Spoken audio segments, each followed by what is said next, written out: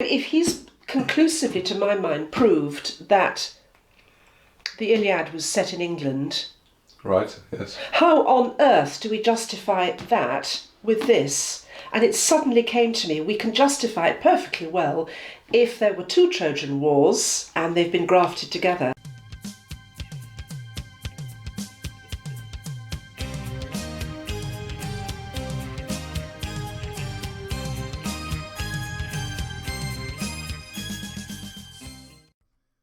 Hello, I'm Broadstock from Britain's Hidden History, and this is an interview with published author Marchell Abrahams, who is historian, etymologist, published author. This book, for example, is great because it's a sort of high-paced thriller, a novelette, but it's also got packed with history thrown in there, Britain's hidden history, and a speciality that Marcel has been researching for decades, beavering away quietly, not until discovering we have the Britain's Hidden History project, and it's now come out to show the findings, which are remarkable, because it all goes back to providing some solid evidence and support for the British migration stories, which all revolve around the Battle of Troy and when it was. I can tell more about that. There's been an exciting new book coming out, in the next month or two. So without further ado, over to the author of the book, and you can hear more about it. Brutus came in the 1100s. Well, no, he didn't. The Trojan War was fought in the 1100s. Well, no, it wasn't. It was fought in 650, thereabouts, BC. London was founded in the 1100s. Well, was it? Why is this notion of the 1100s so important to people? Right. And I postulate, not terribly well, I don't think, but, I'm doing my best, that something did happen in the 1100s, which was so cataclysmically important that the date has been seared on the British consciousness, if you like, and the reason for it has been forgotten. Now, I think that was the first Trojan War, which this chap talks about. Right. The first Trojan War. Because, to my way of mind, can we see that? Yeah, I can see that. He has proved pretty much conclusively that, along with a whole lot of other people, going all the way back to Thucydides, that the Iliad does not have the Mediterranean as its topography. Is that the right word? As its... It's not set there. It's not set there, no, exactly. It's not set in the Mediterranean. He talks about fields of corn, which Greece certainly doesn't have. He talks about willow trees, snow, tides, dark, rough seas, none of which happens in the Mediterranean. Okay, they have snow in the hills, but, it's not the same thing. The tides are the big clue, isn't it? Yeah. The tides, and this chap has devoted his entire life to proving that the Iliad was set here, or rather on the other side of, in Loiga, in fact, near Cambridge. Fine. How on earth, I thought, does that fit in with this equally seminal and important work with the pencil sticking out, which, if he's conclusively, to my mind, proved that the Iliad was set in England. Right, yes. How on earth do we justify that with this? And it suddenly came to me, we can justify it perfectly well if there were two Trojan Wars and they've been grafted together. Yes, yeah. And they've probably been grafted together for all sorts of reasons. Many of them might have been political. I mean, I really don't know. That's something for the real linguistics to go and pick the Iliad apart and find out. It has been done. Right. So the story, I've always thought this, the story of Paris, Menelaus and Alexander does not sit well on this basis at all. It just doesn't have a ring to it. Whereas for this, it's an absolute reason. It's a God-sent reason. It's the only reason why this war could have happened. But this war was set at the Thessalic Troy, and this one was not. Yeah, because this one's in Cambridgeshire. This one is in Cambridgeshire, and this is where Wandlebury Ring and Gog Magog Hills come into it, and this is the work I've been doing for that. I still haven't finished teasing these two wars apart. My conjecture is Albin came here. Well, that's not a conjecture. We know that happened. I got as far as, and I can't prove this in any shape or form, but I've got as far as conjecturing that the Abraham migration and the Sumerian migration to Britain were connected, very closely connected. There is etymological, I'm going to have to use the word evidence because I don't know what else to call it, etymological evidence for Abraham's presence in this country. I mean, for example, at the foot of the Gog-Magog hills, there is a village called Babraham. And as I've said in this book, if that isn't Ap Abraham, son of, heir to, after Abraham, I'll eat my first royalty check, or my next royalty check. So there's that. Right. But she came here in roughly 1567. This happened almost 1,000 years later. When did this happen? And why did it happen? And this is where we get a bit more conjectural, because was there a collapse of the Bronze Age? We don't know that. The evidence, as far as I can see, is pretty jolly flimsy, except that there aren't any ruins above ground in Mesopotamia, just like no Roman ruins above ground in this country. Was there a comet? Was there? Why? I mean, but was there another invasion from Sumer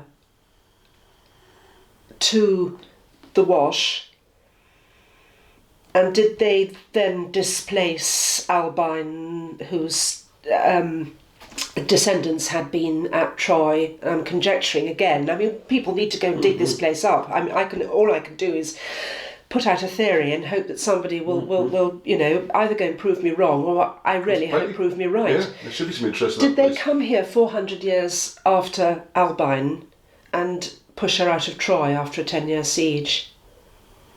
And that was why London has the founding date of the 1100s, because they will have left this Troy and moved away from the invaders who will have settled this part of East Anglia. Yes. And gone to find London. And by the time Brutus got here, people will have forgotten when he came, and his name is not mentioned. That Brutus, Lacrinus and Gwendolen are said by Geoffrey of Monmouth and all sorts of other people to be the first three two kings and a queen on the throne of Britain. Well, Brutus, Lacrinus and certainly Gwendolen, not one of those three is mentioned in the period of oral tradition and chronologies, and nor are those three mentioned in the genealogy of Iestyn Gorgon. And I hope for any Welsh listeners I pronounce haven't mangled that too badly. That's pretty good to me. So another conflation. So Brutus comes here. Do you want me to talk about this? Yeah, yes. It strikes me over and over again, people talk about Brutus having three sons. We've heard it all along: Alban, Actus, Lacrinus and Camber. Right, well, if my theory about Brutus is true, not only, and this is fact, this bit of it is fact, not only is he King Lear's lineal descendant and therefore has a right to the throne of Britain, but at the time that he came here... So Lear's predating Brutus? Yes. Brutus descendant of... Brutus is descended from King Lear through his daughter Regan. Yep. Sorry to distract you with the camera. Damn, where was I? Oh, I've sworn on camera, help. And it's Sunday. Yes, so he comes here, yes. And the time he gets here, there is a civil war going on in this country. And who are the three kings fighting among themselves? The three kings of Alban, Scotland, Cymru, Wales and Lloegr, England. Right, yes. So my guess is that these three places are not actually sons of Brutus at all. They are the three parts of the British Isles over which he becomes High King, i.e. father. Well, there's no three sons as such. There are no three sons as such, because although he does have in the, is it the POTC, he does have a son named Cymru, which, I mean, it's the same name as Camber, obviously. Yeah, or Cymru. Yes. The country, as it were. So he might well have had a son named after one of his kingdoms, existing kingdoms. Oh, I see. So because he came here, sorted out a civil war, and became High King. Because of his descent from Lear, he became High King over the 3 parts of the British Isles. That's my theory. Right, so the names of the countries would have come before. Yes, and people got it mixed up and thought that he had 3 sons. Get mixed up all the time, yes. don't they? Yes. So it's another form of. I don't think we can call this that. Well, it's a sort of conflation. And a mixing up. Yes. Okay, so I'm just going to try and show quickly, just give people an idea of where we are talking about. So, if you go over to the map here, it's on Google Maps. Here's lower half Great Britain, England, Wales, and we're looking at sort of Cambridge area. Now, bear in mind the Wash. This is called the Wash. This big inlet here. A lot of this is reclaimed land. If you go back in history, this will be much, much, much larger. In fact, this whole area would have been underwater at some point. So it's going to zoom in, and first place on my list, Stapleford is the place that Marcel mentions specifically. Stapleford, Cambridge. We whiz into there, and there's Wandlebury. Let's get an idea of the countryside there. You can search this yourself, just to get a little bit of an idea of what the area we're looking at. Okay, let's zoom out. So you're right in the east of England, below the Wash, which would have been nearer in those days. And here you'll see some remarkable things. Yes, so what Marcel did was plot. Well, I just want to say a little quick thing about the area, which has been mentioned in the video. So there you've got Abraham Road, and you've got Priam's Way is here, all these sorts of places. And what Marcel's done is plot, just looking, this is like sort of armchair detective work, looking for mounds, because one of the famous things about Troy is its many-towered Troy. So by looking at these, his hope then to find, and look what happens when you put these mounds together. I marked them out. You definitely seem to get quite a regular outline here with a cross section, and this would be Abraham Road going right the way through the centre of it. And then you got another road, and in the book Marcel works out which gate is which, the famous gates, the Skyam Gate and that, from the story of the Iliad. And there's a zoom in. So if you live near that area, on the Cambridge Road, or around about there somewhere, these places, Great Shelford, Stepford, places like that, please get in touch, because we really would like to get some more feet on the ground, some photographs, and there's a couple of areas of particular interest we'd like someone to go and have a look at and check them out, okay? So I did, for a bit of fun, I have linked up the mounds to give some sort of idea what the citadel, or it's big. I mean, a few miles we're talking about here. So 2 main towers inside, and then you have these towers which I've joined up as if walls were there, and you can imagine the main gates coming this way and that way. So it's and here's another interesting one. This is, I've just cut the address off slightly. Anyway, I'll give you the address if anyone's nearby. These are very large quarried cut stones, which might have had a purpose in the past, which will also be more revealed. So back to Marcel. Yes, the strange thing about London is this persistent founding date of roughly 1100. I mean, it goes back a bit and then it comes forward a bit, and there must be some reason for it. I think the founding date of London is roughly correct, 1100, 1200, somewhere around there, and I think it was after the fall of this Troy.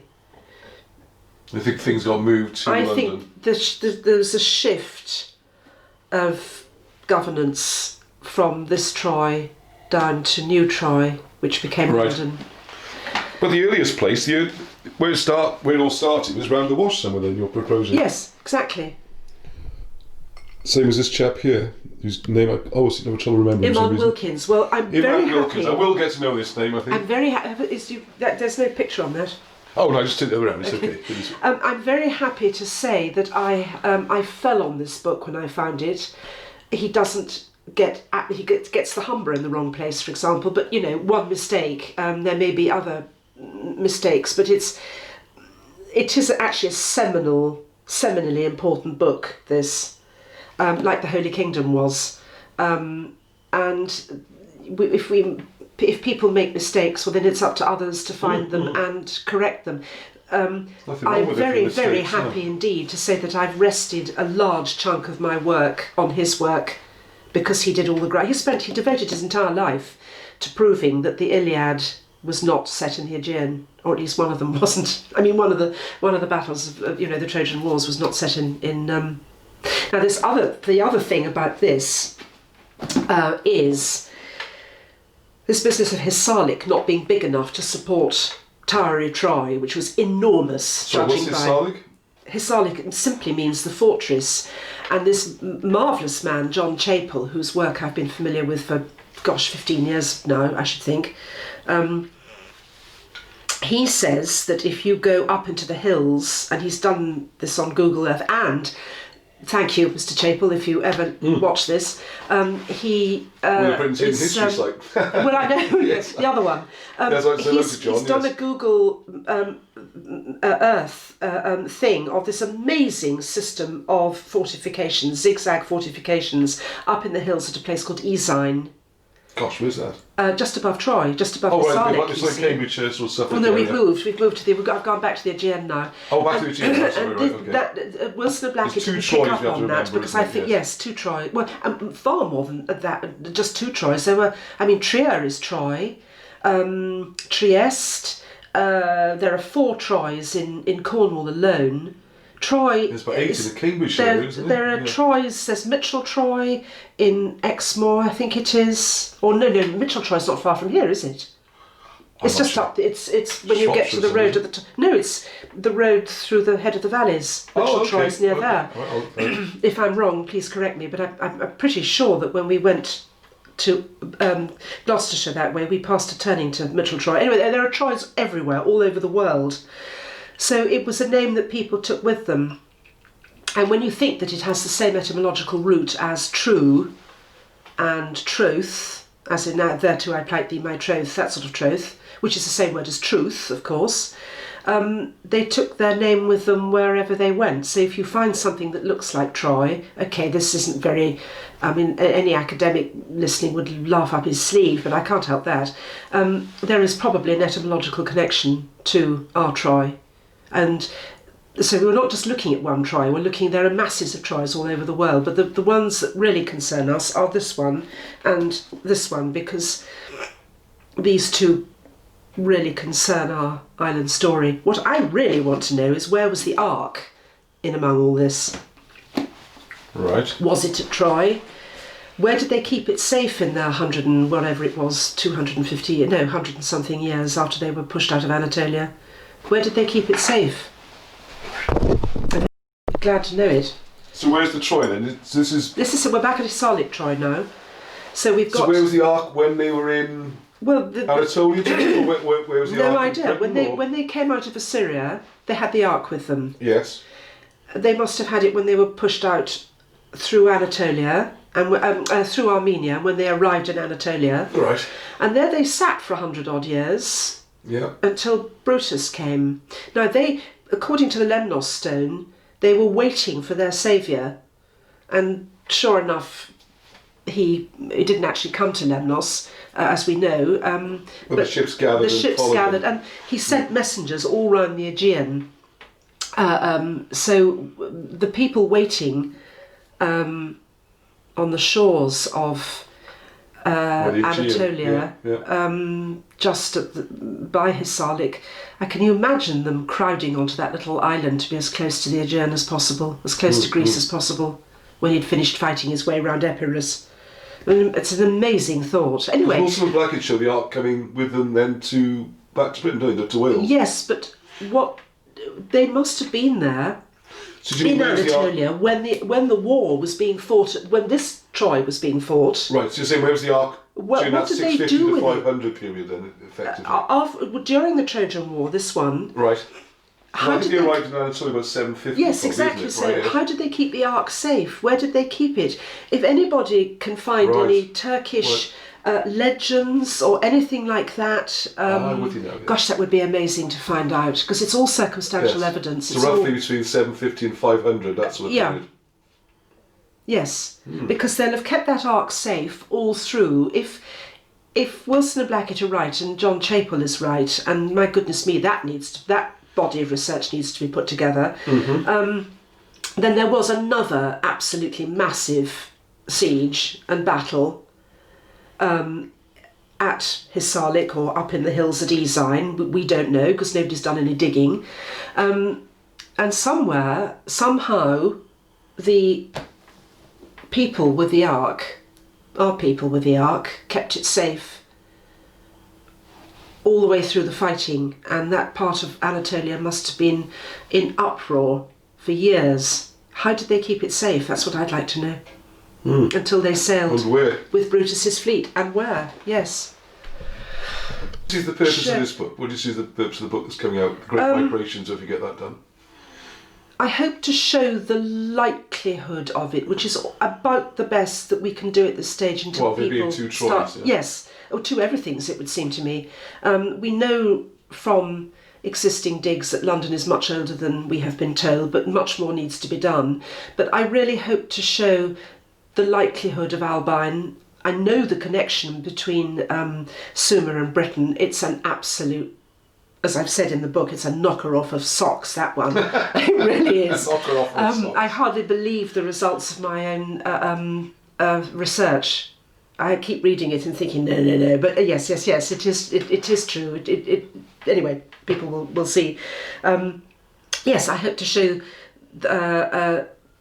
the likelihood of it. I have to say, I have not agreed with Wilson and Blackett on everything, and I haven't agreed with the British records on everything, but this is understandable when you consider that as far back as Nennius, as I've said in the introduction to this, Nennius was writing, 800 AD, and he was already lamenting as what he called the dullness of the British people, who'd already forgotten who they were. 800 AD. Right. How many thousands of years ago is that? 1200 years. There you are, you see. Yeah. And it hasn't got any better.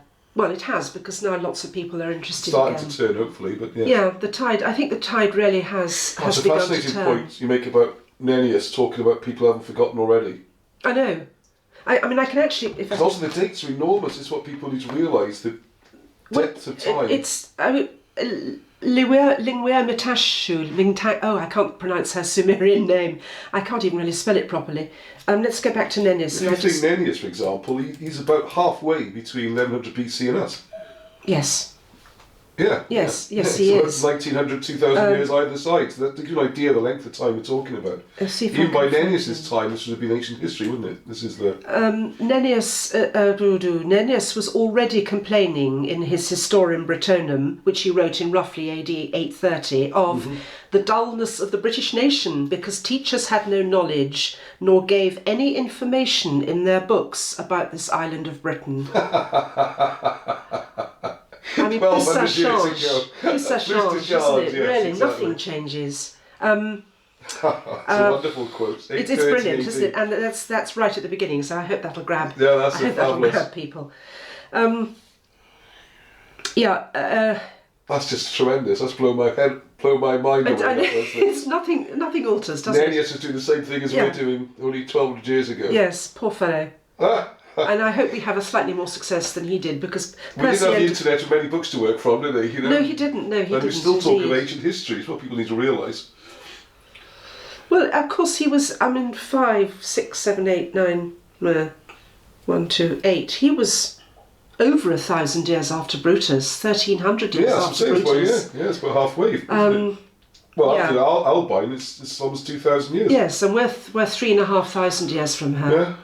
One thing I have found absolutely astonishing is how much does remain. The clues that are there. Place names are key as well. This business about the place names. If anybody ever watches this from Stapleford in Cambridge, are you in for a surprise? Because the names of some of the roads all fit in with the idea of a processional way. Yes, you've shown me some of those. I'll put the maps on the picture on the screen. Yes, well, it's I haven't quite finished it yet, but we're getting on nicely. Yeah, well, I think it looks mostly done, isn't it? Well, yes, As I was saying to me, it was 95% done. That 5% can take longer than Don't 95, I know? can't it? Yes, don't I know? As we all know from putting these books together. Poor Nennius, yes. I know how Nennius did it with just bits of paper and a quill and not a lot to go on. Very difficult. But if anybody knows any Turkish people who know, I have had a look, but it's not particularly easy thing to find. And I've noticed that there are some areas that the internet won't even acknowledge exists. If you type in something really abstruse, it just says, sorry, we can't find anything. And then has the effrontery to call me a dinosaur. Or, anybody who's searching for something that doesn't... Well, I think we have got contacts in Turkey. I've got Turkish friends. We can put the feelers out. Yes, it would be fantastic if we could find. Do you know which sort of area that would be? Would that be sort of near the Dardanelles? Dardanelles. I mean, we don't know, I suppose. Do we? They won't have been anywhere near Sardis, of course, and thereby hangs a tale. The River Caister, Caister St Edmund in Norfolk. Mm-hmm. The names. Well, if you show them the biblical names, the list that I typed up. Yes. Yes, we'll get on to that. Mate. Not that Caister's in the Bible, but it's an astonishing thing, and that's not complete. That list is not complete. Because then we drifted to Collins Beaumont, don't we? Well, we do. The thing, yes. Well, he's another whole different pair of sleeves. I can't. I don't think we can get on. No, that might be a massive subject, but he suggests the whole Bible was in this country and moved for political reasons later, wasn't it? Oh, I've just had an awful thought. What if the Bible is conflated as well? I'm not going to go there. We'll save that one for another day, for another lifetime. Yeah. So. There we go. Well, thank you very much. No, my pleasure. Yes. Thank you for watching the video. I hope you enjoyed that and found it informative. Britain's Hidden History Group has so much more going on our YouTube channel. The one you're watching now, there's a live stream, 8 o'clock UK time every Sunday.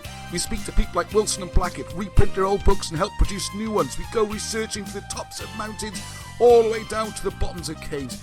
Busily recording the books so you can listen to them as well, and looking at mysteries and working out what we're not being taught in schools and preserving it, because the physical and written evidence is rapidly disappearing. You can also find out how to read ancient writing and hieroglyphs using the Welsh language. It's amazing. There's a Facebook group where this is being discussed. Along with a website, you can buy the books and help us. Also, as you can see, there's now a Patreon page where just a few pounds a month will make all the difference in trying to keep the project going and preserve this history for future generations, and also to find out for ourselves what is going on, what is Britain's hidden history. So until the next time, Heddiw!